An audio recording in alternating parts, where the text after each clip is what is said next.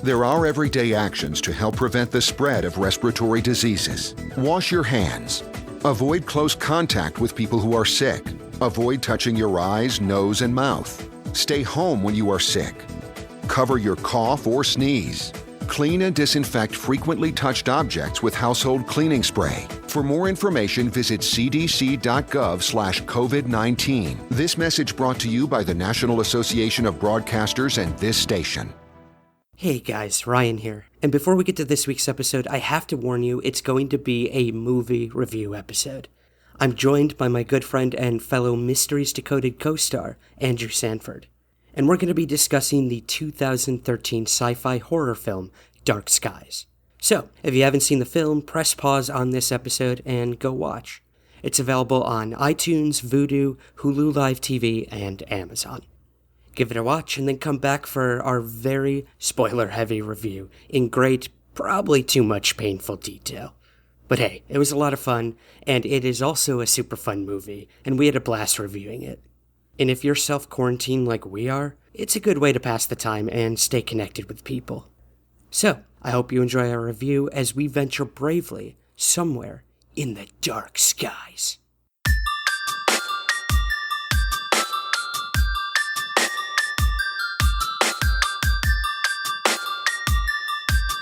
This is Somewhere in the Skies with Ryan Sprague.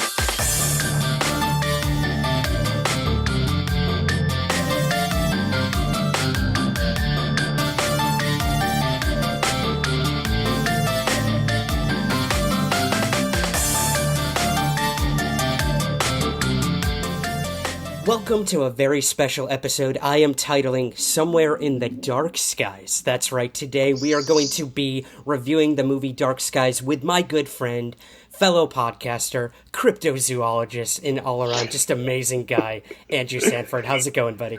Hi, Ryan. I'm great, man. I don't know why I was hi, Ryan. I'm excited to to talk to another human being who isn't my poor wife who's been just trapped in here with me. Yeah. For those who don't know, we are in lockdown here in New York City, so we are not allowed to really leave our apartments. It's not as Thunderdome-esque as people think, but no, we definitely it's an interesting energy right now. I don't know about you, but here in Queens, it's silent. I mean, you can hear the train going by, obviously, every now and again. But yeah, how are things up in Manhattan? It's interesting, and I'm in the Washington Heights area. We're actually fairly close to a hospital, so we do hear sirens pretty often. But it's police cars, it's fire trucks, it's everything. But it is pretty dead, and also like not as dead as I would like it to be. Like we still, there's still people. My wife and I, we went for a walk. God, this was last week at this point. That shows the most recent time I went for like a full walk was almost a week ago. Last time you saw the sky. Yeah, right. Well, I've been trying to go up to my roof I'm lucky enough that my apartment building has like a roof that I can access fairly easily. So I ate ramen up there the other day just to break the monotony. Good change of scenery. Yeah, exactly. And we went for a walk, and there were just people. This is probably the day before we got the shelter-in-place order, which for those who don't know, it's basically saying that you don't leave your apartment or your home except for things that you absolutely need to do, which is if you want to exercise, like going for a run is fine. There are things like that. They just want you to stay away from people.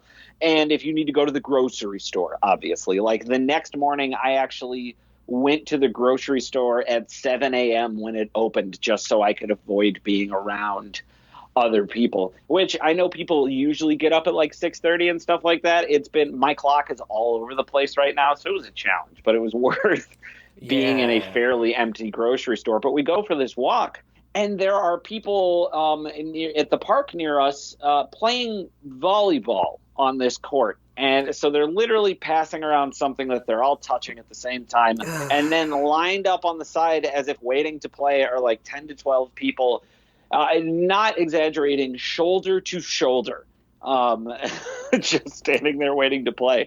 So you see some of that stuff. I wish you could see me shaking my head right now. Bro, it is very frustrating. But it's one of those things where Unfortunately, it just is what it is. And there is a reason we have been called the epicenter of all this. Let's just put it that way. But I do not envy you, because apparently Queens is getting it the hardest. So please Yeah, stay safe. it's been a red zone here, which is a little scary, but, I'm doing the same thing, man. I haven't left the apartment in 2 days, Yeah. and I will only go out to get groceries or to, walk around the block a few times. Just like you said, break the monotony, get some whatever fresh air New York City has ever had. And and it's the same here, man. You walk by areas that people usually congregate, and there are still people out there. I just don't get it. And these are the people traveling and spreading it to other places. So New York City, Right. stop being dumb, stop being stubborn New Yorkers, and just stay in place. That's all I could say to any of my New York people out there. But Yeah, and I know it's hard too, but it's just something that we got to, it's only going to get harder if it has to go into August and September and things like that. We're looking at like a maybe some sort of normalcy in July, unless certain people force us to open up ahead of time, but we don't need to get into that right now. Nope. But if at best case scenario, I think we're looking at maybe close to end of July, hopefully, for things to return to some sense of normalcy.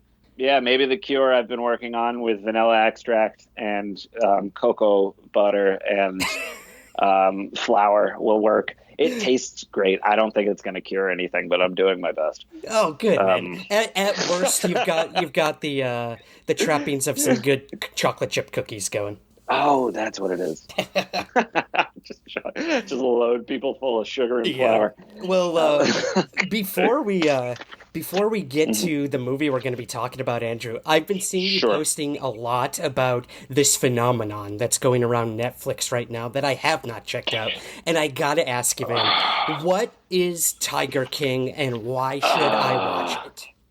Ryan. There is a gentleman by the name of Joe Exotic. And I remember hearing about him for the first time on an episode of Last Week Tonight back in 2016 when he was going on a certain political run. I don't want to spoil anything, but this man was an attempted politician.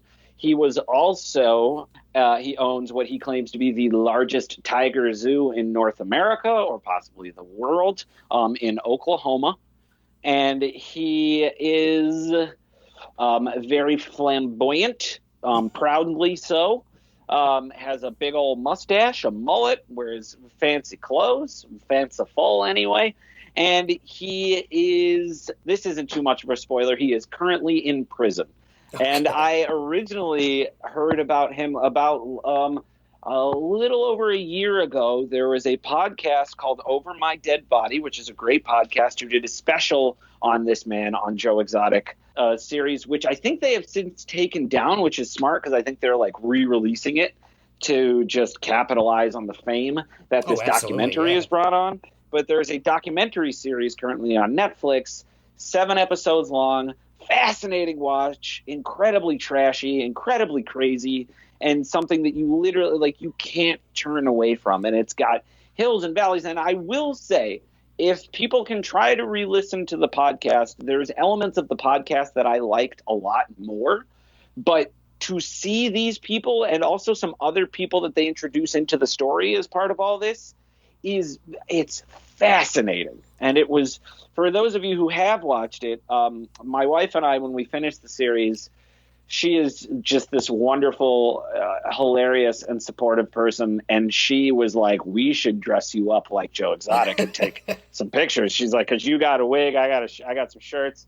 And I was like, oh, absolutely. And she's like, yeah, maybe we can do that tomorrow. I was like, no, we should do it like right now. Like literally, we finished the last episode and went and snapped some pictures, which are currently on my Twitter at Sanford -Sun, or on her Instagram, joy.mayweather. There's like, you can find them. You can track them down. Oh, yeah. I'm looking at it right now on your Instagram.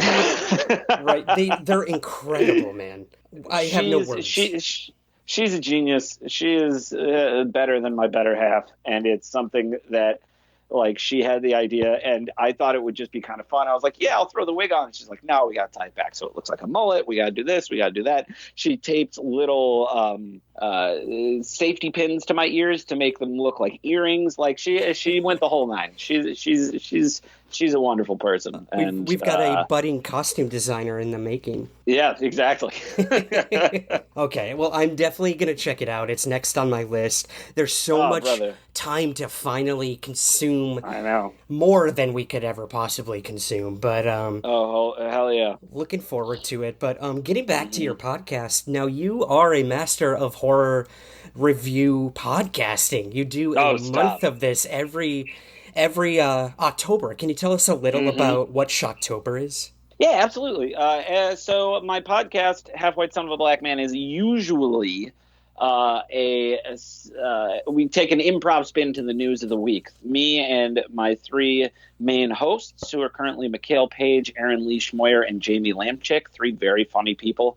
We sit down, we take some news items from the week. I throw some negative stories at them. They got to spin them to me in the positive, or I give them just a headline, and they got to fill out like the story for me. On the spot, and doesn't matter. We we do like a top three, which is like a listicle type thing where we do our top three favorite things in a certain topic. We are on a smidge of a hiatus right now because it's hard to get us all in the same room, which is how I like to do the podcast with my wonderful engineer Gage. Engineer and producer. But every October, I completely throw the purpose of the podcast out the window, and we talk about horror movies.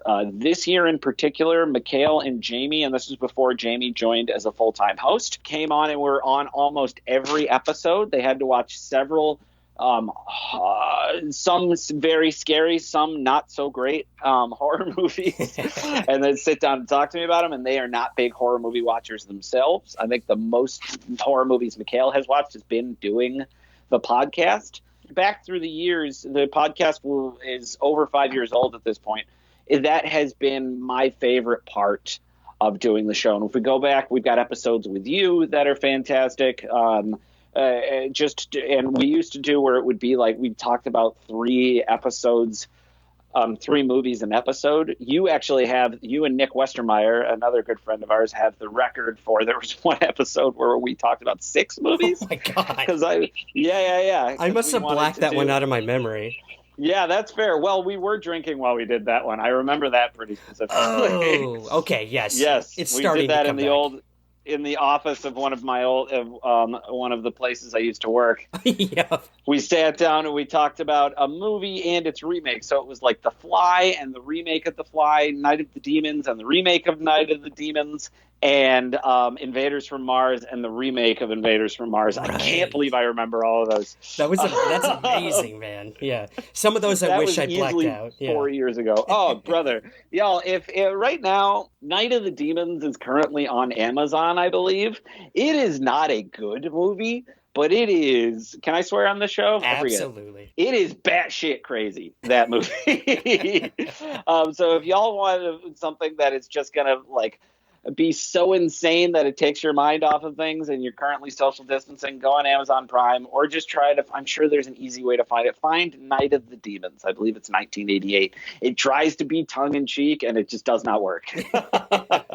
I absolutely love horror movies. I love horror. It's my favorite genre. Good, bad, scary, not so scary. Like it's sometimes the worse the better for me. Like I just was watching Child's Play 3 with my morning coffee yesterday just because. And so it's something that I love, and I love seeing horror movies that I've never seen before. I love when something like really, really scares me. Most recently, I watched The Autopsy of Jane Doe, which I had never seen, and it's currently on Netflix. That's one you should definitely check out. Even though what's his name? It's got Brian Cox and a dude who I try not to support too much. He was Speed Racer. We just won't say his name. It'll be easier that way. Yes, so I don't. Yeah. It's you look into the dude who played Speed Racer in the live action Wachowski's movie and look into some shit that he did back in 2015 and you'll understand why I don't want to give him too many props. But wonderful movie, really, really scary. And I love when I feel like I'm at a movie's mercy. And more often than not, horror movies are the movies that will catch me off guard and will make me not sure what's going to happen next. And I love that feeling. It's like it's the purple dragon that I chase. To just keep finding movies where I'm not only scared but just unsure of what to expect. Well, we're gonna find out if you're at the mercy of dark skies today. So, a little rundown here. We've got the 2013 horror sci-fi movie Dark Skies, directed by Scott Stewart, who also directed written and directed. I'm sorry, I forgot that. Yeah, that's all right. He also did Legion and Priest. Have you seen either of those movies? I've seen Legion. You know what? I like Legion. Legion's a crazy movie. Yeah, from what I remember. That was it got a TV show spinoff, too, on Sci-Fi for a while. Yeah. I think it only lasted a season, but I have a soft spot for horror adventure movies, like horror things that it's like, oh, it's horror, but it's also got this big, like, lineage and like lore and stuff like that. And Legion checks off a lot of those boxes. It's also a fun bottle movie. Yeah. Because it all takes place in that diner. Did you see what his earlier career stuff included? I mean, some television and special effects, but what am I missing? Well, yeah, he was a visual effects artist, apparently, or a visual effects person. And one of his first movies he worked on was Mars Attacks. Really? He worked on Superman Returns, Sin City, and at least according to his Wikipedia page, the last movie he did visual effects on, strictly as visual effects person, was the first Iron Man movie. Wow. So so this dude is a part of cinematic history. Wow. For better or worse. I'm sure he was able to just write his own ticket after that, because you see, after Iron Man, within the couple of years, he gets to just start directing his own movies. Yeah, so he gets to make that jump. He's the next Taika Waititi for sure, or the first Taika Waititi. Yeah, I mean, he's had a long career.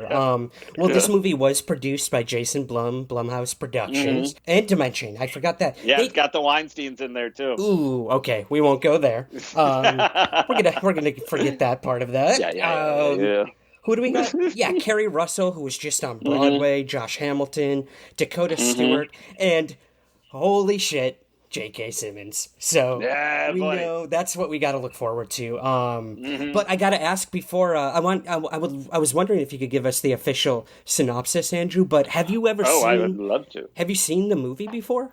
I have not. I just watched it this morning, actually. Oh, awesome. Okay, so it's nice and fresh. Yeah. So, yes, it is. Yep. I had not seen it before. I think I had heard of it. I feel like I remember when it came out, but I just, never saw it. All right, well, good. This will be fun then. If you don't mind, can you give us the official IMDb synopsis for Dark Skies? Sure. As the Barrett family's peaceful suburban life is rocked by an escalating series of disturbing events, they come to learn that a terrifying and deadly force is after them, one which may have arrived from beyond the stars. Beautifully done. I couldn't have put it better myself. I've been doing a lot of cold reading as part of my social distancing as well. So you got to keep that muscle warm. You really do. You do. Well, I want to bring this up before we even get into sort of our review and we're going to do kind of a play-by-play of the movie if anyone hasn't seen it. If anyone hasn't, I definitely recommend stopping this episode now, go watch, then come back. This is going to be full of spoilers, obviously, but this is interesting. A lot of people get confused because there was also a television series in the mid-90s with the same title, Dark Skies, and it also was about aliens. And I've actually had the creator and writer of Dark Skies, the television series, on the podcast many times. That's awesome. He's a colleague, a friend, and for a while he protested this movie because he believed that they intentionally lifted the title after someone saw the show or was connected to the show. But either way, you know what? What's that guy's name? What's his name, if you don't mind me asking? Who did the TV show? Bryce Zabel. Bryce Zabel. I think Bryce might be onto something, because my first question after finishing the movie is, what does the title have to do with the movie we saw? Like, does it have a deeper lineage in UFO stories or things like that I'm not aware of, or is it strictly just the only other connection you could make is to a TV show in the 90s that was about UFOs? It has absolutely nothing to do with anything UFO related that See, I've ever heard. yeah, like then I think Bryce might be onto something, because not only do we, whenever it's nighttime, we primarily see inside the house. There's like one moment where we see a guy looking out into a quote unquote dark sky, but there's nothing that this guy will have to. Yeah, I don't get it. So, Bryce is pretty bitter. He's probably not happy I'm reviewing this movie, but that's going to depend on the review, to be completely honest. Yeah, listen, Bryce, I'm just going to say I am on Bryce's side. Me too. Me too. I've never met the man. Sounds like a real smart guy. It was a brilliant series. Definitely check it out if you can, man. It only lasted one season, but it's some of the best historical preserved television I've seen in a while. It aired in the 90s, but it took place in like the 60s and 70s, and it's just beautiful to look at. So, yeah, check it out if you can. Okay. So, we open in the movie Dark Skies with an Arthur C. Clarke quote, and this is one of my favorite quotes. It's, "Two possibilities exist. Either we are alone in the universe or we are not. Both are equally as terrifying." I love that quote too. I think I've brought that quote up on this podcast. I think you have, yeah. It's one of my pickup lines, yeah. As long as my girlfriend doesn't hear me say that. Yeah. Right, of course. Yeah, so as soon as I saw that, I'm like, okay, I'm down with this. They looked at some good inspirational sci-fi writers of the time. So let's run through our characters quick. We've got Daniel, who's a dad. Lacey is the mom. Jesse is an older brother, and Sammy is a younger brother. So we've got pretty small family here, and pretty standard suburban fare. They live in like a nice, quiet little suburb, as the breakdown suggests. They've got their nice dynamics. There seems to be some worry in the family of where the next paycheck's going to come from, which was odd.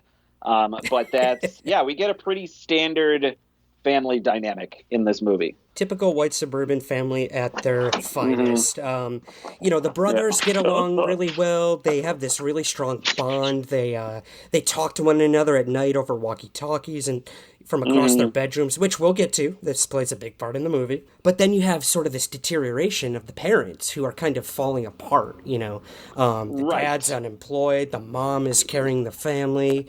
He just can't find work. He's insecure. So you start to see the family isn't exactly as perfect as we would like to think. Right, yeah, and it started very much like, I was like, this is an interesting way to start this movie, with just this very, like, a little bit more contained family drama, where it's just like, it's suburban family, but not everything's as good as they'd like it to appear, and the son isn't listening to them, or the older son, Jesse, isn't listening to them very much.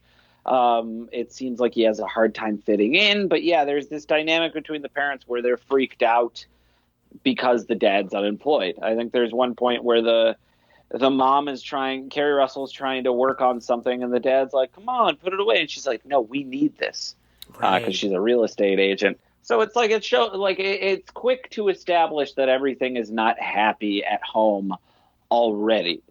Exactly. And then on top of this, we start to get these weird things happening in the home. And it kind of starts with what they think was like someone burglarized their house while they were home. They wake up and the refrigerator's open. Everything's all over the place. So, and there were a lot of eaten watermelons, and apparently they think it's an animal, but she's like, what kind of animal comes in just to eat the lettuce and doesn't eat the meat? So my question right off the bat, Ryan, is there some kind of UFO story to attach to this where aliens are vegetarians? Because it seems like they just eat the fruit and the romaine lettuce or whatever. In all of my research, I have never come across definitive proof that they're vegetarian. But interesting. Look at it this way. I mean, if a lot of people believe that these gray aliens are actually us from the future. They are a either evolved or devolved version of us coming back to look at like, oh, how were we at this point in time? Where did we go wrong or where did we go right? So maybe these aliens are so evolved and enlightened that they realize they no longer have to eat meat, you know? Interesting. Maybe it's something like that. But no, there's no specific lore in terms of that. There were such strong decisions made in this movie, quite a few of them that I feel like didn't pay off wholly, and trying to fill out what these aliens were like that was one of them. I was like, why bring up the fact that they don't eat meat? Yeah. Like it seemed like just such an odd specific to not have like payoff later on, you know what I mean? Right. There were a few moments in this film where that definitely happened, where you're like, why? Like, why was that even in there? But, Right. Yeah. To me, it seems like, Stewart, the writer, he kind of looked at the surface level, phenomenon when it comes to aliens and UFO encounters or alien abductions, and just lifted some first sentences and, like, threw it all into one family's experience. That's what I'm gathering. Yeah, no, I would agree with that 100%. And there's elements. The snag is because you have some of those elements that are very surface level, and then some of the family drama that comes across very surface level as well, at least in the sense that, like, I thought it was kind of interesting where they're literally like, we can't pay for our security system, even though this is happening right now, which, don't get me wrong, still kind of a champagne problem kind of a thing. But it was interesting to me where I was like, wow, this is, they're struggling and they can't do something that would take care of them in this moment. They have to sacrifice something else to make that happen. He goes to a job interview that doesn't work out well, but they still don't seem as stressed out by that. Yeah. It's like the movie is constantly juggling being two different things. Right. Where it's like, oh, it seems like they're stressed out by money, but really they're stressed out by aliens. But really they're stressed out by money. But really they're stressed out by aliens. Like, it just keeps kind of bouncing back and forth. I never felt like it comfortably got its footing in either side, for me personally. It seems like two almost cliche stories being mixed together. Yes. Mm-hmm. And while I enjoy the performances, I think the actors did a really good job. It does comes across a little less than genuine to me. But that being said, once we get to sort of the paranormal aspects of this is like straight up poltergeist, and I don't necessarily think that's a bad thing. Stranger Things is known for doing things like that, and one of the first ones, besides the the breaking in at the home, you mentioned the alarm system. This was interesting. So their alarm system goes off, they call the place up, and the woman says it looks like it was tripped somehow, but it's all 8 alarms in all 8 points of entry in your home. So that gave me chills when I first heard that. Yeah. No, that was pretty cool. And it was a good example of like, ooh, we don't know what is doing this or how it's doing it. And the idea that you keep having the police officer being like, you sure it's not your kids? Are you sure it's not your kids? Are you sure it's not your kids? Right. And I was like, bro, you could not have a more dismissive police officer who's just there to be dismissive and then leave, makes his partner wait outside, which I thought was funny. Right. When clearly something's going on. Yeah, something's going on. There were a lot of elements kind of thrown in the first act that I was like, this could maybe pay off later. And then some that were thrown in that were specifically set up to pay off later in a way that you would have not expected or seen coming. We don't have to get into that right at this moment. Yeah. But when you have stuff at the beginning with the son, Jesse, and his awful, terrible, stereotypical, I'm going to use the word wigger, even though I hate that term, kid, like gangsta friend who's just, they call him Rats. The dad calls him Rat Face. It's just this like shitty friend that he has, that he is unquestionably and for some reason, just straight loyal to. Right. And, they sort of go into it saying, the son Jesse, he's a little younger, so he's kind of like, he's in that age where he's starting to mature. He's got a crush on a girl, and he's Right. trying, there's one point when him and the friend, I don't even have his friend's name written down. You said Rat. We'll call him Rat. Yeah, it's like something Ratzner is his last name. It's like I forget what the first name is, but they call him Rats. Yeah, so there's one point where they're watching a porn together, and this is like the kid Jesse, he's trying to see how to become the next level of a teenager, I think, and this person he's chosen to sort of emulate is the last person he should ever be emulating. He's a complete sociopath.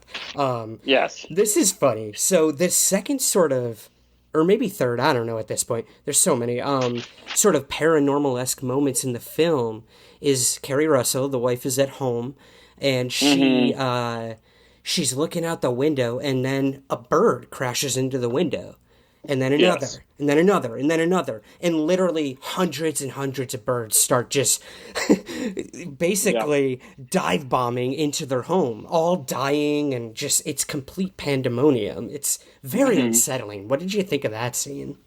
I liked that too. It was something that felt familiar to me. You know what I mean? Like, and again, it is kind of that successful version of like an homage type of a thing. It's like, it's almost becomes clear then, like, oh, this is an otherworldly situation. Even if it's not aliens, even if it's something supernatural, what have you, there's something going on that's being implied when a bunch of birds start flying at one direction, like they trying to get through it almost. And again, I thought, like, Carrie Russell's the GOAT, man. So she she plays it off very well and reacts in a way that makes you feel scared for her. And I found that that moment I found as well to be very effective in what it was trying to do, which was to show that, like, something weird is going on here. Yeah. What that is, we may or may not ever really get an answer to. But at the time, it's to kind of throw these people into hysterics. I liked the randomness of what was going on, the fact that they couldn't really nail it down to one specific incident. Because I believe the next thing that happens is the dad takes the kids to the park, or takes Sammy to the park, the youngest one. And this is some things I understand. Maybe they made certain choices. Maybe the actor was trying to convey something that they couldn't get across. Because Josh Hamilton is another guy, the dad. He's a Broadway actor. He's done a lot of movies. He's done a lot of TV. Dude knows what he's doing. But there's a moment where Sammy starts screaming. Like, he looks off, opens his mouth, and starts screaming and can't stop screaming. And this is, I think, one of the next paranormal. It either happens right before the birds or it happens after the birds. He starts screaming, and the dad is just yelling at him to stop in a way that seems like he's almost mad. He's like, Sammy, stop. Sammy, stop.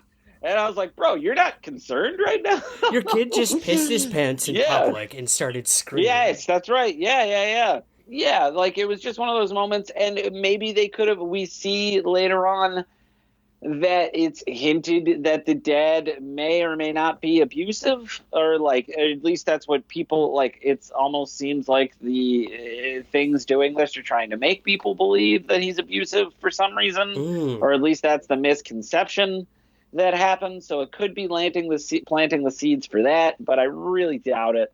To me, it just struck me as a very odd choice. One thing I also love is, and it's hard to make movies in general. Making a movie is very hard. And getting it to come out good is even harder. But there are little things that are just speed bumps along the way. And one of them, for me at least, was her search. when she goes to search what's going on to her, and it looks like a Google page, but instead of Google, it says search in big letters. And I was like, oh boy, guys, you didn't need to show us that page. Like, it's just one of those weird things where it's like, listen, nobody's got Google money. I get it, but you don't have to You ain't got to show me that she's like she's clicking on the computer. Next thing you know, she's on a page that is what it is. I don't know. Yeah, very strange. I mean, a lot of horror movies do this, where they they do a search for the most random shit out there. Like, oh yeah, my son is talking in a voice of a 45-year-old man, and then the immediate response is, "Oh, he's possessed." Like stuff like that. Yeah, absolutely. And it's tough too, because I feel like, back in the day, in the 70s and 80s and 90s, maybe 60s, like it hasn't been until this like last decade, like in the mid 2000, like once we get into 2007, 2008, you can't really send a character to the library anymore. Yeah. You know what I mean? You can't send them to another location to look something up. It would probably be costly. B, it's a little unrealistic because like libraries aren't as important as they used to be anymore. But C, it's really just nobody would do that. But unfortunately, the alternative is, at least to me, not as interesting. Like, especially because we live in a world where anybody can put whatever the hell they want on the internet. I'm not saying libraries are like the end-all, be-all source of information, but when you have a character that's just clickety-clack, clack on a keyboard, it's hard for it to come across as scary to me. Well, let's get to sort of beyond these little teasing things that whatever lay behind this is doing. There's another interesting one where all the photos in the frames in the house just disappeared. That was pretty interesting. I'd never really seen anything like that done before. Yes, and I also feel like possibly it is playing into the big twist at the end of the movie. Okay. Whether or not that twist is clear, we'll get into later, but that was something... there's always fun to be had when you have a twist in a movie towards the end, and then you look back or think about the movie afterwards and go like, oh man, this happened that kind of relates to that. This happened. Sometimes that can be done really strongly. I do not feel it was done as strongly in this, and I do believe that was to set up the twist at the end. I could be wrong. It could have just been like, oh, here's another random weird thing that happened. Right. But I do think part of it was that to set up the twist. Again, if anything, the twist made it less effective, because in the moment I was like, oh, weird. They just took all their pictures. Like, that's creepy. Like, it's a weird thing, and it's a weird way to mess with people. That was another effective moment. I also thought we see Carrie Russell, one of the times she's trying to sell the house, she talks to this mother, and the mother says that her kid gets sick a lot. The kid almost has an asthma attack. In one of the weirdest ADR moments that I've seen in the movie. That girl was not making that noise. They were clearly like, we'll just throw it in post. Put it in post. But she tells the mother, like, oh, we find out that Jesse was sick a lot when he was little, constantly. Like, he was allergic to the world, she says. And the mother is like, oh, how'd you get through it? Carrie Russell basically convinces this woman not to buy the house because it won't be good for her. So it's a nice little like moment to show us that like Carrie Russell gives a shit about people. Later on, she's showing the same house to somebody, and we start to get into some of the even creepier moments. And I liked this a lot because she just all of a sudden starts twitching and losing it, and then she walks towards this glass door in the back of the house and starts banging her head against it until it breaks. Hey y'all, Ryan Sprague here. As you all know, the Somewhere in the Skies podcast is always free to consume, but it isn't free to create. That's why I've started the Somewhere in the Skies Patreon campaign. On a monthly basis, you give what you think the show is worth. You'll be helping the show continue, grow, and to be something truly communal. And remember, there are rewards for each level of contribution, and the list is only growing. So please, help Somewhere in the Skies now by becoming a patron. To contribute and to learn more, visit www.patreon.com/somewhereskies. Thank you for your support. And now, on with the show. Yeah, it was very unsettling to watch. I thought that moment when she just it was like a a flip got switched in her head, and she just like was immediately just frozen and had like almost like a stroke in that moment. And it was very there's imagery in this movie and visuals that just go beyond giving me the creeps, and they made me so uncomfortable. So you know, kudos for that. No matter what people end up thinking of the movie, there were some really effective moments, I think, and that was definitely one of them. Yeah, and I appreciated that she does that and then wakes up in her bed thinking it's a dream, and then a call from her boss that's just like, why did you start having a nervous breakdown in that building, in that the house that you were showing this morning? Right. And she sees that it's like 3 p.m, so it actually happened, but she woke up like it was a dream. Like it was just a fun, like, it was a great way to show how much they're losing control in what's happening. Exactly, in my opinion, that was one of the most effective moments in the movie. Yep. And it sort of spirals from there. Each member of the family starts to sort of have these moments where they seem controlled by something in unknown force. You know, the dad, Kerry Russell, goes outside and finds him frozen in place outside. And when she, you know, it's one of these typical horror moments where you can't see the person, they have their back to you. And then when she goes around, his mouth is just wide agape and he's frozen. And then boom, his nose just starts pouring blood out. And then he just runs back inside, like really quickly, as if controlled by something. Again, these moments were some of the best in the movie, I think, where the director was like, I know what I'm doing here. I definitely know how to do horror. Now, how is it going to connect to aliens? That's a question we'll get to. But that was one. And then each of the sons had those moments too. You know, the youngest son pees his pants, starts screaming. Jesse is just got his first kiss, you know, and then after he awkwardly, and again, this might be to like lead into towards the twist, but because of the porn he was watching, he just reaches out and touches this girl, calls this girl a bad girl, and touches her boob, and then she's like furious, understandably so, and then it's like, God, have you ever even kissed a girl? Like, just mad, and he's like, and makes it clear that he hasn't, and she's like, aw, well, in that case, it's just like, whoa, no, no, lady. That's not how this works. Show a little bit more self-worth. This kid's a creep. But he gets like chased when he's right, because again, and that's what I love. Like, I wasn't like a sheltered kid, but I was definitely like somebody that I didn't smoke pot or anything like that until I left to go to quote unquote college.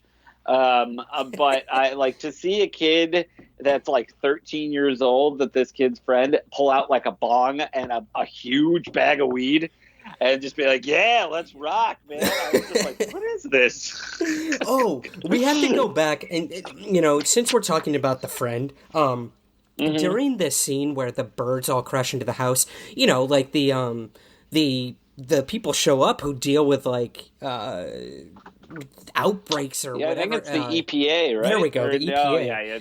And is it the EPA? That's a good question. We'll have to look that up. We'll fix it in post. Yeah. Listen, if I learned, I hope not, because if I learned anything from Ghostbusters, it's the EPA or the bad guys. Yeah. Okay, so we need to always the bad guys.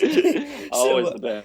We after the bird thing happens, we find out it was 3 different migrations of birds that crashed into the home, and they think maybe this could be some sort of weird airborne virus. Not to get too current, but the friend has a line right here, and I gotta read it. That is so timely. He says, "Bitch, you're gonna get quarantined," and that would be the first of 5 times he says bitch throughout this movie. That was kind of his only thing he had going for him. They really, like, in a movie full of characters that felt like they were like somewhat fully defined, like, and really like at least moderately fleshed out. The parents felt very fleshed out to me. Jesse was what he was, but again, that might have been intentional. Sammy was your classic little kid. That kid, I was just like, man, I always say to my friend, to Mikhail, my friend and co-host on my show,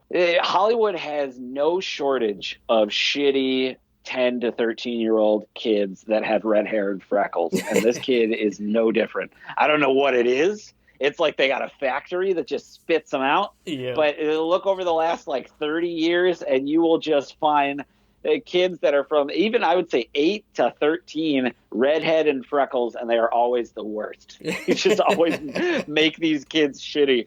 And this one wasn't even in like a fun way. It's like, I think you said it the best. He's a sociopath. Yeah, he's horrible. He's absolutely horrible. Like, if the aliens, if this movie is about aliens, which we'll get to, wanted to take someone, that's the person you take to find out what not to become. Yeah.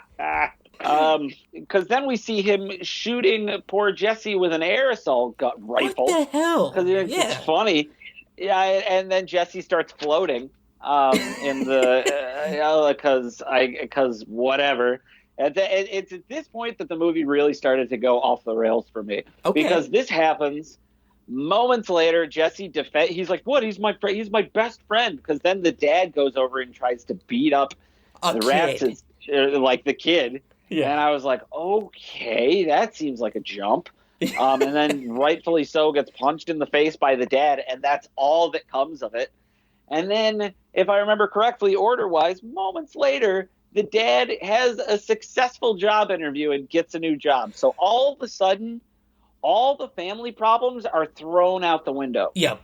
Yeah, it's like just gone. Yeah, that's a good point. I actually have that written down. There's a moment where he gets a job, and he's so happy he goes home, and then we get like the most tame sex scene ever in cinema history.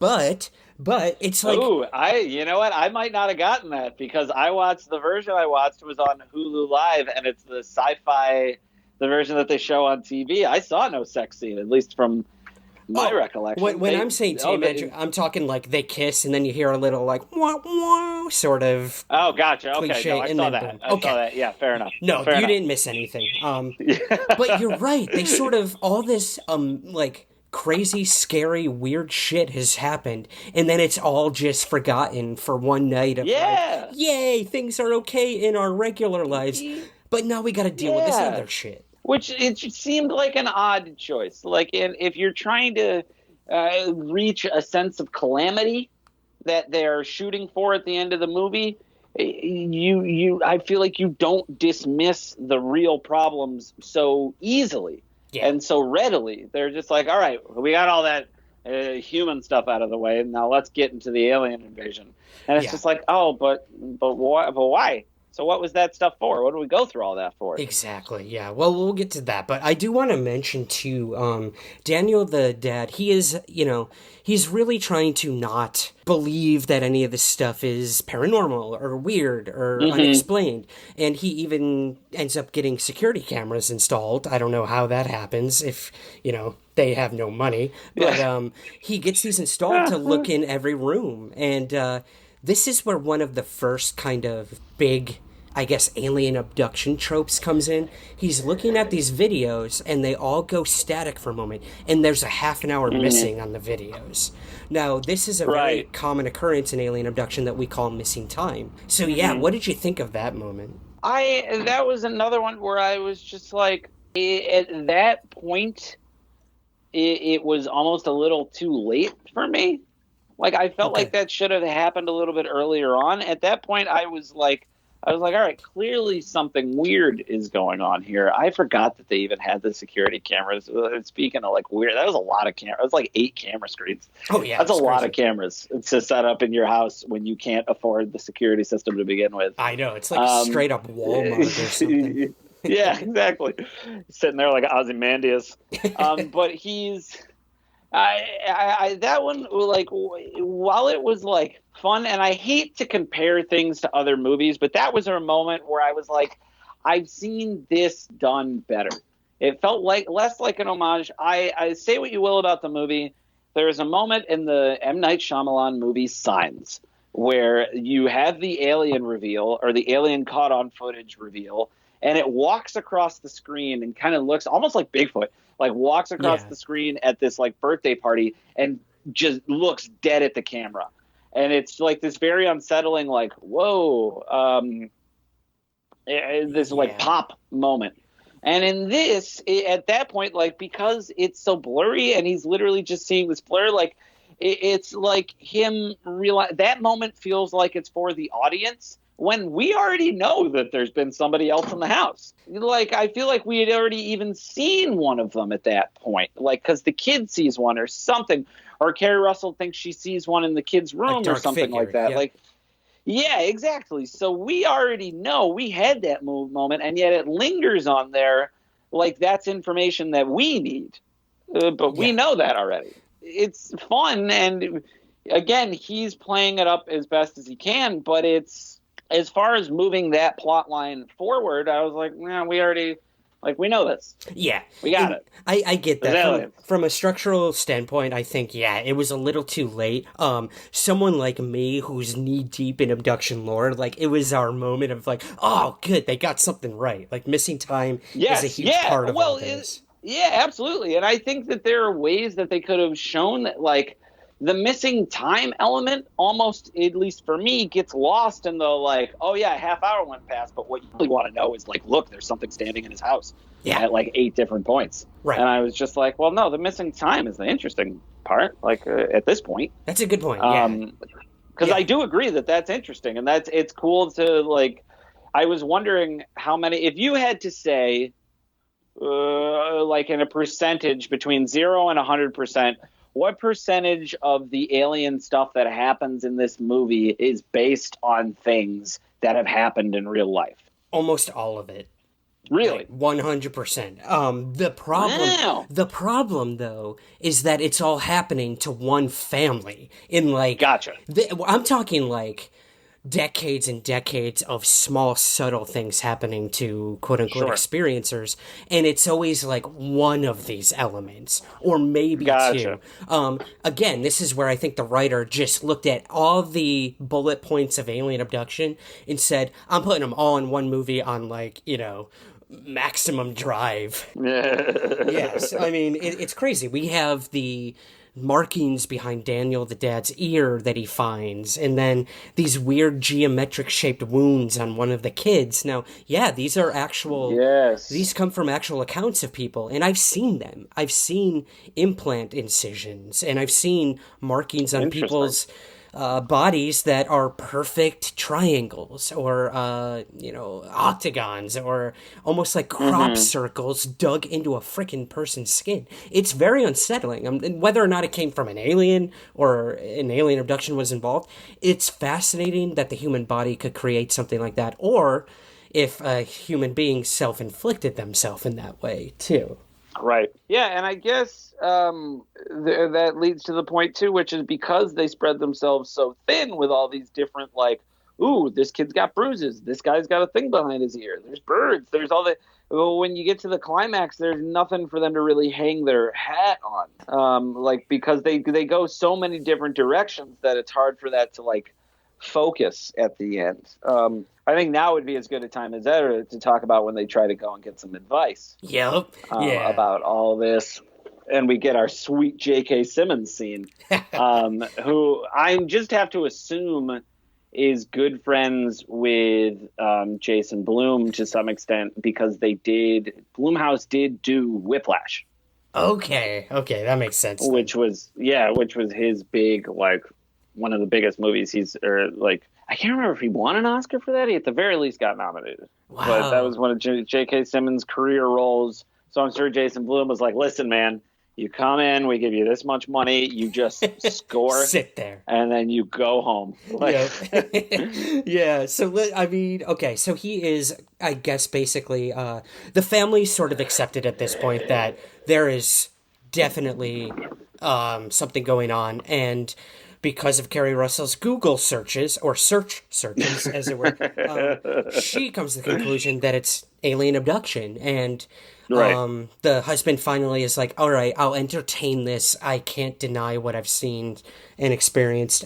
So they go to enlist the help of Mr. Pollard, J.K. Simmons himself, Mr. J. Jonah Jameson in the Spider-Man movies, if anyone remembers that. And this is like where we start to get the really big history of the Greys, as we call them, the aliens. And he gives 3 different explanations. Yes, he does. Which I thought was again speaks to the movie and how scattered it is, because he's like, oh, they're greys, insectoids, or reptilians. There's three basic. Now, my first question would be: are those the three basic things that go on, or did he just pick like, okay, we got greys. I need two other examples because we got rule of threes. We'll go with insectoids and reptilians. It was interesting the three he chose. I mean, I've heard accounts of every kind of race of alien you can possibly think of. So, right, why they chose three that almost all look similar to one another was an interesting choice. But maybe they were the most effective. So, I don't know. I really feel like the reptilian one was thrown in because Jason Blum is very left-leaning, very liberal, and will often take shots at right-wing people in his movies, at least far right-wing people. That's what we have. That dad at the random dad at the beginning who's talking about. He's like, you want to hear two scary things: China and Iraq, or something. Or he said something, or China and Iran, or something like that. He's like, oh yeah, like, so they make him look like a crazy person. And then with the reptilians, they say like, he's like, reptilians are the ones I least believe because it seemed like he was saying that because if correct me if I'm wrong, a lot of the reptilian things has a very like anti-Semitic base. Oh, correct? Big time. Absolutely. Yeah. So that felt like him taking a shot at another fringe belief. Interesting. Just because. Yeah. And then we get into my next question would be, have you ever used anything akin to this UFO test that J.K. Simmons has printed out? Oh my God. So these do exist. I mean, there was a famed... They do, really? There's a famed UFO abduction researcher named Bud Hopkins. He passed away not too long ago.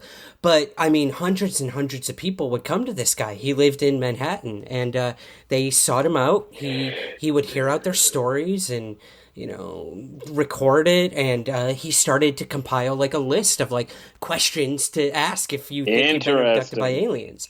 So I mean, yeah, it makes sense if you're gonna compile stories. It's the same with UFO reports. If you go to the Mutual UFO Network and report a UFO, there's like strict guidelines, like what time of day was it? How big was the object in relation to the distance you were? How many lights? And then you literally just tick off the boxes. And then the investigators decide if it's worth going out to pursue or not. So when he did that, it seemed a little dumb at first. But then the more I thought about it, I'm like, no, that's what you would do to try to as he says, weed out the crazies, I think he says. Oh, yeah. And I will say, I thought, I was like, my first thought was, you know what, I bet this is real. It is. The thing that's done.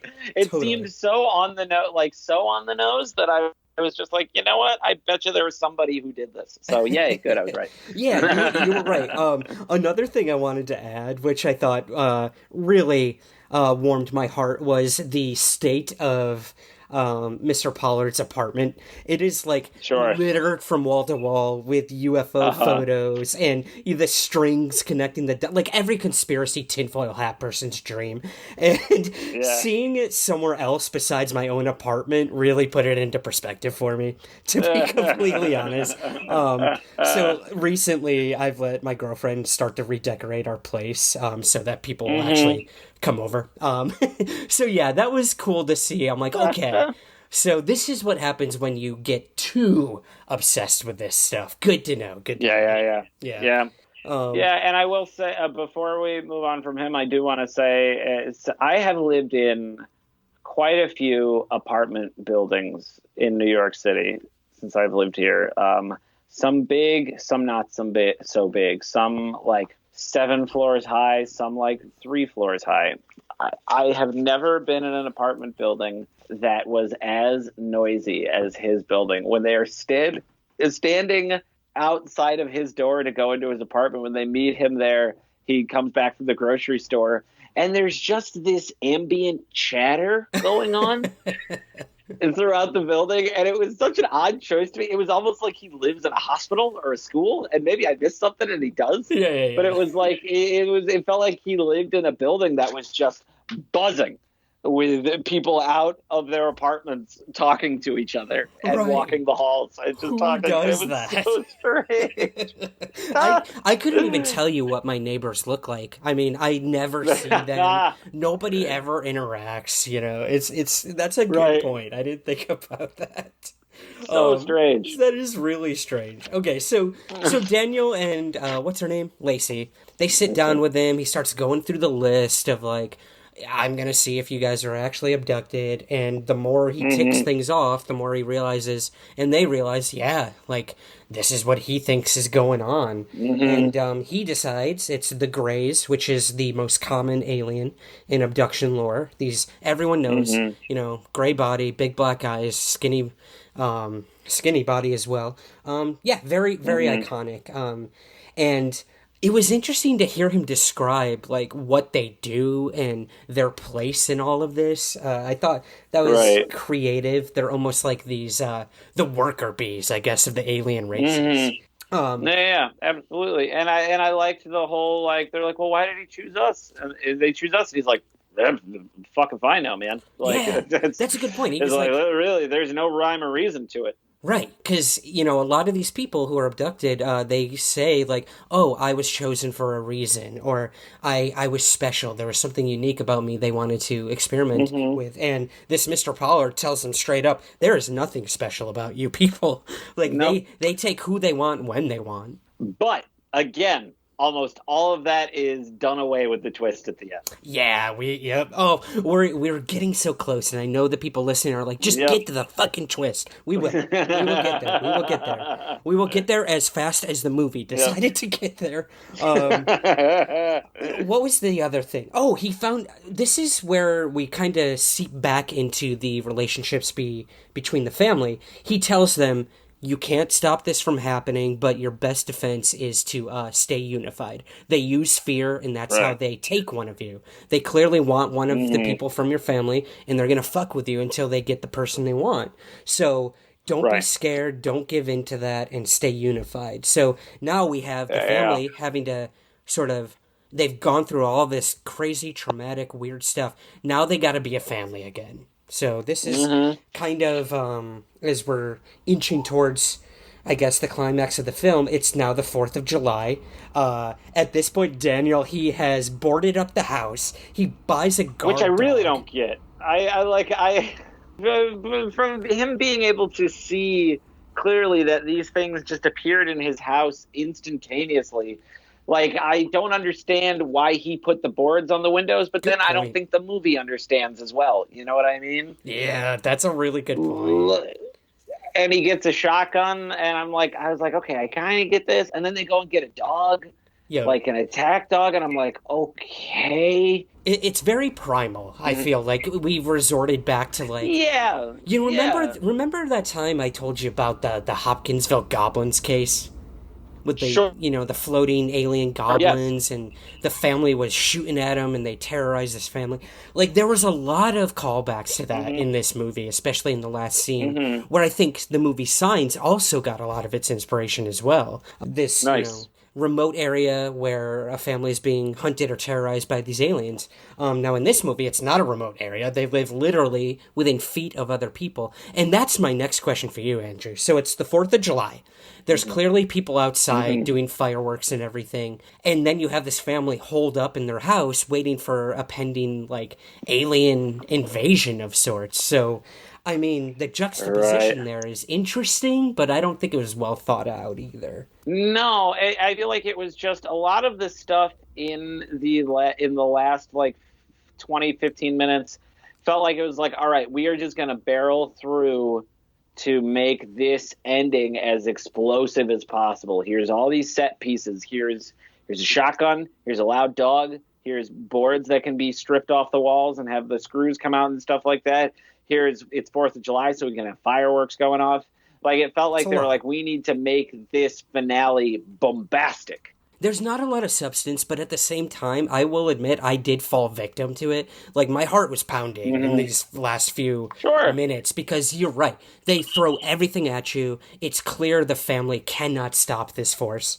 coming into their house. Why they didn't just go outside where there's other people, I don't know. Again, this idea of of isolating themselves seems like the worst thing they could have done in this situation. But again, then we wouldn't get to the climax that we have if they had done that. And again, we're so kind of at the writer's disposal at this point, I would say. Yes, and because we've gotten no clear idea of what these aliens are doing, though, it seems odd that the family's like, well, we need to do this, this, and this, and that's exactly what will help. Like, oh, hide it. She tosses the little kids in their room at one point, which apparently doesn't matter because moments later when they're given back to her, she's like ecstatic. And it's like, I thought you wanted them to hide in her room. There's one moment that really I thought was fun and well done, which is that she's walking down the hallway when like shit's hitting the fan, the aliens are showing, there's lights outside, I guess. Again, things that no one else is seeing for some reason in a very populated suburban area. And it's 4th of July, so it's not like people are probably like awake or asleep yet because this happens over like dinner time. Right. She throws the kids in a room while the dad's downstairs with the dog and the shotgun. And she's walking down the hall and we see one of these grays behind her. So one's already in the house and it just follows her, reaches towards her, almost touches her, and then pulls back for no reason. That was weird. Yeah. It's not even like she sees it or like it becomes aware to its presence. It's like, oh, nah. And it's like, well, why? Like, what are we doing here? Why? If it was so easy for them to do what they eventually end up doing, why didn't they just do it? Like, it's this weird idea because we never get a clear definition or a clear answer, even a simple answer as to what these aliens are doing. Their motives and their actions make no sense. Yeah, I would have like to it's agree. just it's messy. I mean, he says they're like, oh, he says that they use fear to pick on them, but the things that they do, like all they do is like slam a door closed and lock her in a room, which is like they're freaking her out, but she's not the one that they eventually take. They're breaking into the house downstairs, but then we find out that the dad is eventually fine. Yeah. Like he runs upstairs like nothing happened. Well, let's get to who they want to take. Now, this is where it just kind of goes completely in overdrive. And bananas, man. The aliens start to close in on the family. We see like a shit ton of them. Like, I guess a gaggle of grays, we'll call them, in the Love home. it. Love that. You like that? I'm going to copyright that. Gaggle of grays, man. Gaggle of grays up in this bitch. That's the next somewhere in the skies t-shirt. Gaggle of grays. I'm doing it. Done. Yep. So, okay, let's go back to these aliens use fear. So, we think they're possibly going to take Sammy, the youngest kid. That seems to be where the movie was heading this whole time. Yes. The youngest kid is the most vulnerable, and let's do it. Let's take him. And as the family is fending off the aliens, Jesse gets transported to some weird nightmare, I guess, where his mom is dead. Yeah. His dad kills himself. It's very Emmy the Horror almost. Yes, yeah, and it's insinuated that the dad killed the mom, and it was honestly for a moment because when the ply boards came down and he fired the shotgun, I was like, ooh, I hope he shot somebody that's not an alien. Yeah, that would have been a really interesting choice. If they're just doing it like the Twilight Zone set the scene for a lot of stories to come from American pop culture and cinema and writings and literature and what have you. The Monsters Are Due on Maple Street is one of my favorites, which is a Twilight Zone episode where it's a similar thing where these people like something shoots across the sky and all the power in the street goes out. And all the people that live on the street start blaming each other. And eventually somebody gets killed by accident that they sent off to like investigate the next block. And then it turns out that it was literally just these aliens going like, oh, like, we shut off their power and look what they did to each other. Let's move on to the next block. Like, it's a similar idea of like these aliens using fear to just observe the human race. This felt like it was going in that direction, but then everything has kind of a simple answer. Like, I guess he shot at nothing and he just went upstairs and the kids were in their room, but then they're out of their room because they're just okay. And then this kid sees what we thought might be like the things going awry, to put it mildly, and then it just ends up being, like a nightmare, I guess. It's some weird nightmare. So yeah, mom's dead, dad kills himself, Sammy's running around the home clearly like possessed, and then he sees the girl he kissed with his friend. They're watching the porn that they watched in the beginning of the movie. It was so weird. And it you know, like, okay, we have all these images of what could be or what has happened mixed together, and Jesse is just having this really strange nightmare. Or is it real? We don't know. And then the moment he sort of snaps out of it, we see him separated from the family. They're all staring at him, and this is the moment where you're like, oh my god, this was like, was it or was it not? Maybe their plan all along. They finally got the fear induced into this kid so much that he's lost in another world, and they use that to take him. Yeah, and then we see that like the next thing that happens is we see J.K. Simmons' character reading a paper just so they can throw him in there one more time. And it says, he cuts out an article that says like, oh, parents blamed for a child's disappearance. And then he puts it up on his wall of stuff. But then it goes 3 months later, and it seems like there were no repercussions from that at all. Right. We get like one off line of the dad being like, the Child Protective Services are stopping by today or something. It's like, oh, okay. Right, yeah. So there was no investigation into... No. Like, what? And guess what, bro? If they're coming by, they're going to take your kid because you've got a bunch of crazy shit pinned up on your walls. Like, I feel like they were going for fun, like, oh, now the parents are like J.K. Simmons' character, and because they were affected by this, they want to start looking at all the details and looking at all these different stories, and they've got their own map and pinups and stuff like that. But it doesn't really add to anything. Yeah. Because we don't really see, they seem fine. Yeah. Like, I know it's 3 months later, but they still seem like they've recovered pretty well. And they have an incredibly recent picture of Jesse hung up in their house. Yeah. That looks like it was taken on a cell phone, but it's a huge picture. And then we go from that to her going, now like a running thing that we see earlier on is that Sammy is doing drawings of himself holding the hands of a tall, thin man, a gray, presumably. So here we have Carrie Russell going through Jesse's old box of stuff, and she finds pictures of him when he was younger, and then she finds similar drawings that he had done when he was a little kid. And then she starts going back and having these flashbacks to the conversation that she had with the mom about Jesse being sick when he was little and maybe being allergic to this world. And, there was something else that's brought up where and I could be wrong about this, and I will say that this was a twist that I found hard to interpret, that either he had been targeted his whole life or Jesse is not human. Yeah. So this is where I, too, am like, what the fuck? I don't get... What are we supposed to know the answer or not? Because it was not clear in any way, shape, or form.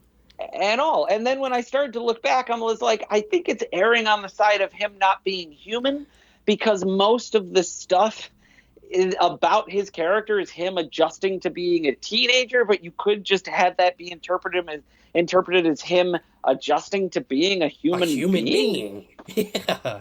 And he was allergic to the world line, I was like, oh, so is he not from this world? Right. Like, that seems like a specific line to bring back. It's a little too on the mark, yeah. Yeah, and then we get this last little tag with Sammy's walkie-talkie going off, and I guess it's apparently Jesse. Communicating back to him, yeah. Yeah, so then I'm just like, okay, and then it just ends.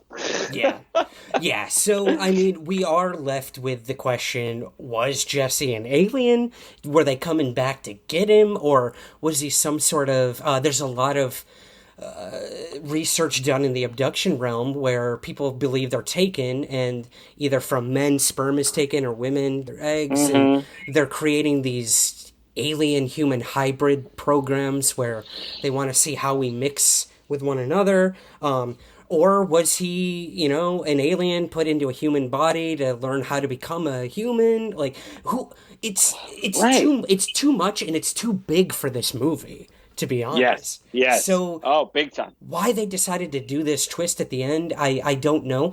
I'm going with he was the target all along, and we're just not supposed to know that. And maybe he had, like, premonitions this was going to happen, or it's not the first time he's ever been taken. This just is the final time, maybe. I don't know. Right. Yeah. I do like, not to get too much into like my own conspiracy theories, but if you look back, the Weinsteins are notorious for going in and changing movies as they are being made, sometimes for the better. They made a lot of, like, the Dimension Films and the Weinstein Company made a lot of great movies, but most of the time it's for the worse. And that especially happens in horror movies. They think they know what they're doing with horror movies, and they always like to add stupid schlocky things to try to do like a mass appeal. I know this was several years later, but it felt very like Paranormal Activity twist to me. Like, I feel like they were just like, oh no, we need to make the twist that he was an alien the whole time or something like that. I really have a hard time believing that was part of the movie to begin with. Like, so much so that if you were to tell me that they finished filming the movie, the last scene was going to be J.K. Simmons adding them to his wall, I literally thought the movie was about to end. I was like, okay, that's like at least an ambiguous ending, and you don't really know what happened, and probably the parents got in trouble for what happened or got blamed.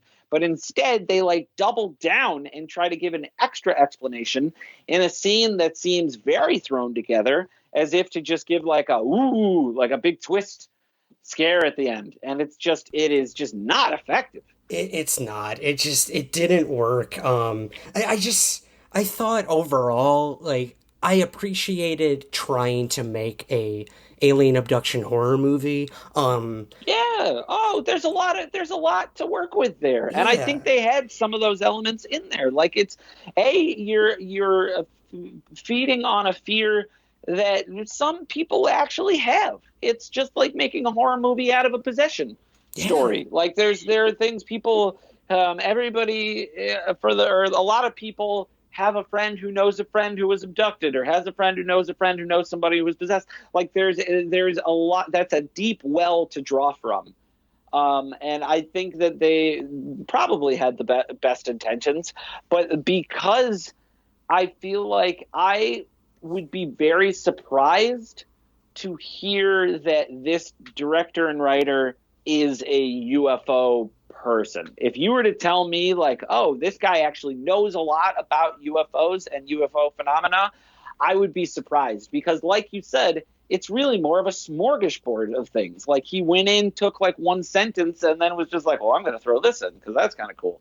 Like, it doesn't seem to have very much an understanding or a really firm grasp on the like stories it's trying to draw from. You know what I mean? Oh, totally. Yeah. Again, I just feel like Stewart, he skimmed the first search result he found on alien abduction and just went with it. Yeah. And he did. He took every trope, whether abduction or paranormal, he mashed them together, he threw everything into the movie, and it was contrived, but overall, man, I mean, I thought it was well written in terms of like the dialogue, and Sure.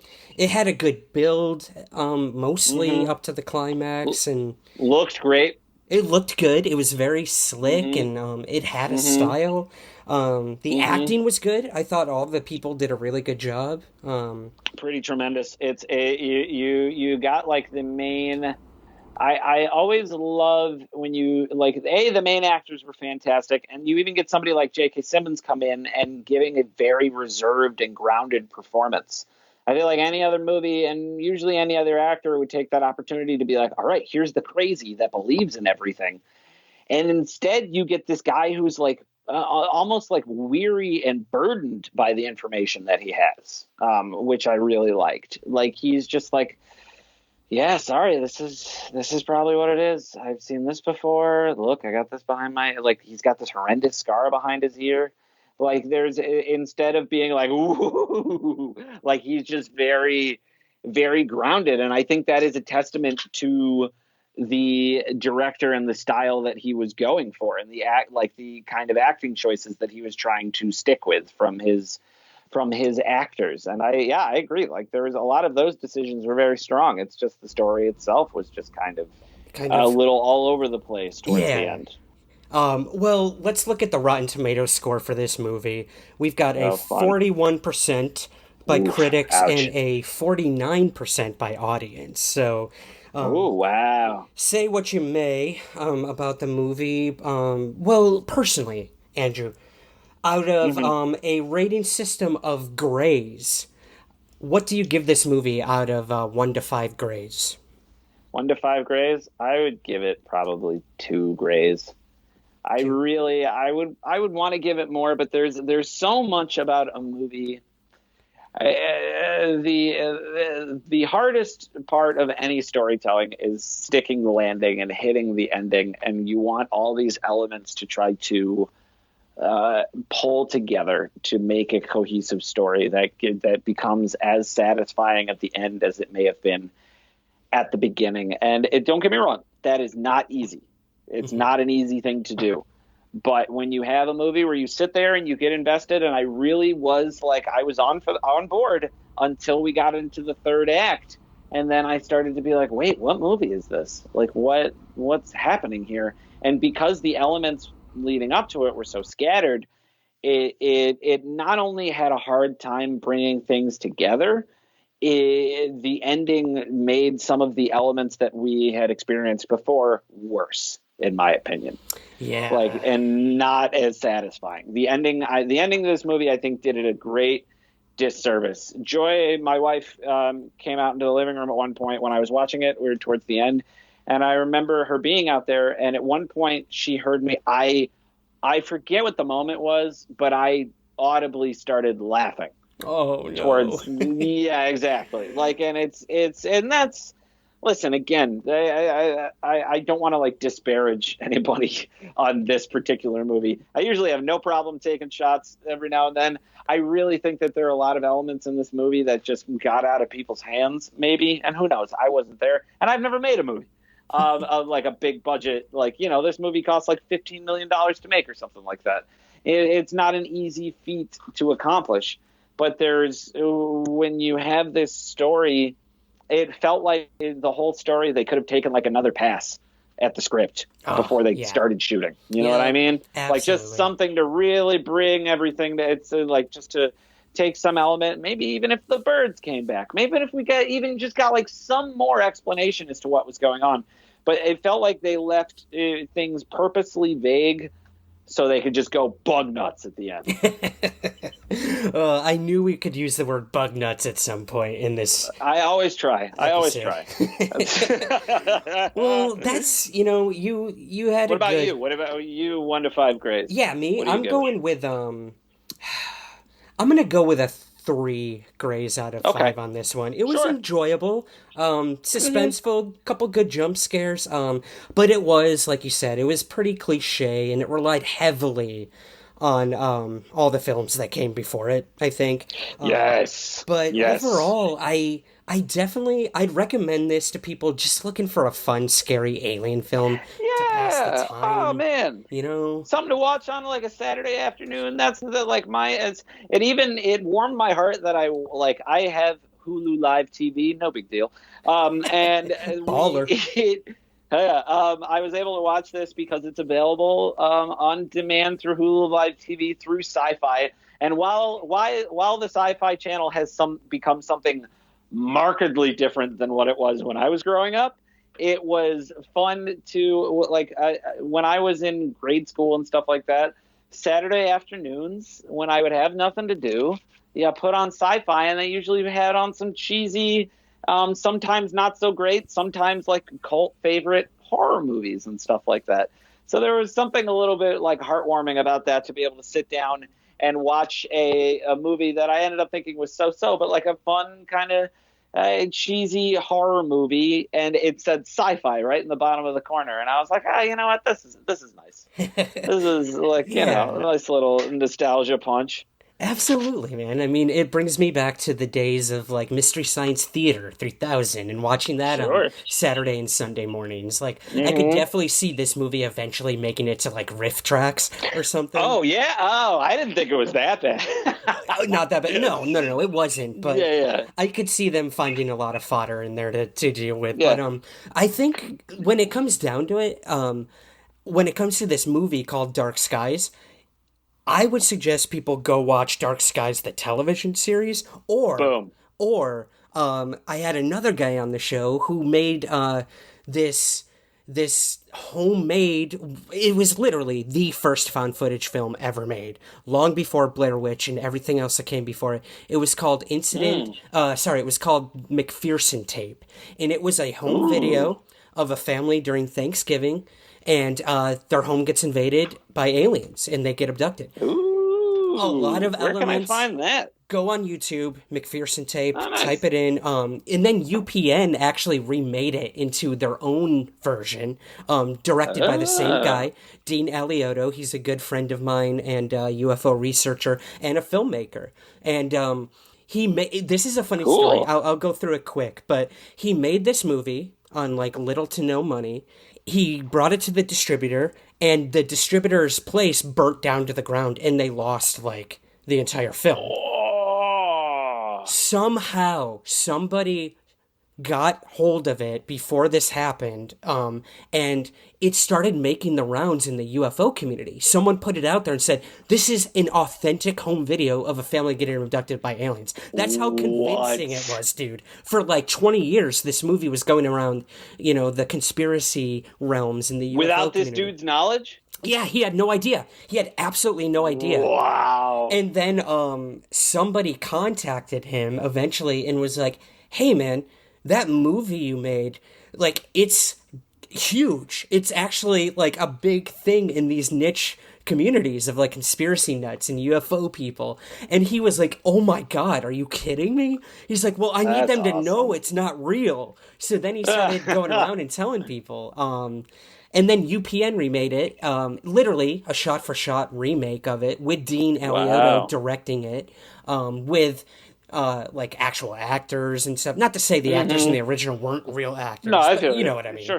Yeah, I know what you mean. I got you. Yep. And I remember seeing the UPN version on television when I was a kid, and it scared the living daylights out of me. And then I went and watched the original, which is even scarier because it looks even more raw and real. So definitely I suggest people go check that out if you want like a good scary abduction. Have there been people in the UFO community that have tried to say that he is just trying to cover up what is a real home video? Oh, absolutely. Absolutely. Amazing. It doesn't matter what he says or how, I mean, I can literally like look at the actor and point to them and send you a link to his IMDb page, and he is still making movies today. So he did not get abducted by aliens. He's not missing. Amazing. It's amazing. But that's the lengths people will go to believe these things. And sure. I definitely suggest checking that out too. But before we go, Andrew, I gotta ask you, what do you got coming next? I know the podcast is on a little hiatus, but what comes next for you, and where can we find everything you're up to? You can find me. You can still. I post things on Half White Son of a Black Man's Facebook page. I've been doing these since I've been social distancing. I've been doing these cold reads where, like, throughout the weekdays or as many days in a row as I can, I will cold read from something that I have in my house, basically, or that I can find online. Like chapters from books. I was reading something the other day called Slash of the Titans, which is about the road to the Freddy versus Jason movie and all the different scripts and screenwriters that were involved in that. It was cool. A huge process. Great book to track down if you ever get the chance. So I've been trying to move those over to Facebook page for Half White Son of a Black Man as well. I think you could probably, like, if you search me, you should be able to find that on my Facebook. Because I think it's public right now. That might change at one point. We'll see what happens. Go on to my Instagram, Half White Son of a Black Man. I recently put out a challenge for people, if you're a performer like myself, or even if you're not a performer and you're currently social distancing. I've been doing something called social distancing self-tape, which is, and that's the hashtag, it's hashtag social distancing self-tape, where people sit down and they self-tape themselves doing a 2 to 3 minute monologue, just for fun, just to get more art out there while all this is going on. Also, there's things that are still coming down the pipeline, but I wrote a comic book at one point that you can read on my website, halfwhitesonofablackman.com. It was drawn by the great Joe Cabatete, one of my favorite people of all time. And yeah, just go through the Half White Son of That Black Man is on a hiatus, but definitely if you like this episode, go back and look at some of the Shocktober's, find the ones that Ryan has. I think Ryan's done one every year almost. There might have been like 1 year where I think you didn't do one, but I had like 1 year where I got married in October, and there were fewer episodes that year. I know, right? The nerve. But there's great episodes from that. That's something that I absolutely love. We've had some great people there. Or if you just want to listen to news from a time that was like happier, maybe even like 2 months ago, just go and check out the website. I love it. Super proud of it. There's a lot of fun to be had from it, and just keep your eyes peeled. I'll pop up here and there. Check out my episode. I was like you. I was on an episode of, well, you were on several, but I was on an episode of Mysteries Decoded. If you want to see me go chase Bigfoot with a gentleman named Todd Standing. And I know a lot of people have different feelings about Todd, and I understand that. He actually has a nickname that I heard recently, which I was not aware of before. Can you share that on air? No. Okay, fair enough. I don't want to just, even though he has gone to great lengths to talk shit about me since the episode has come out. I'm not going to sink to his level. We'll put it that way. But you should definitely watch that episode. It was a lot of fun. Love Jennifer Marshall, the host of that show. She's a badass, and it was a lot of fun to shoot, regardless of the aftermath. Well, did you find Bigfoot? We'll leave that to the audience. Oh, you got to watch the episode. Got to watch the episode. Come on. Everyone can go watch that at cwc.com. It's free to stream. Mm-hmm. Yeah, you can watch it for free. Yeah, man. Might as well with all this free and time. Watch your episodes too. Yeah, exactly. Awesome, man. Well, I gotta thank you for coming on today. Please be safe, be healthy, and thanks for joining me again on Somewhere in the Dark Skies. It was my absolute pleasure, my brother. Love to you and Jane, and please you stay safe as well.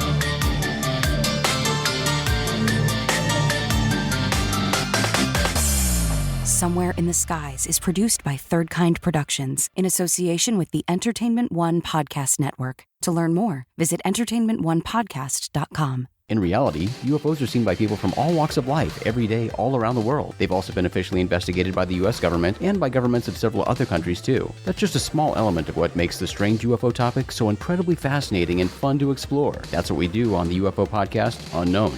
I'm Jason McClellan, and I invite you to explore the weird and wonderful world of UFOs with me and my friends and colleagues on Unknown. Unknown is available on Apple Podcasts, Google Play, Stitcher, iHeartRadio, Spotify, and all the usual podcast places.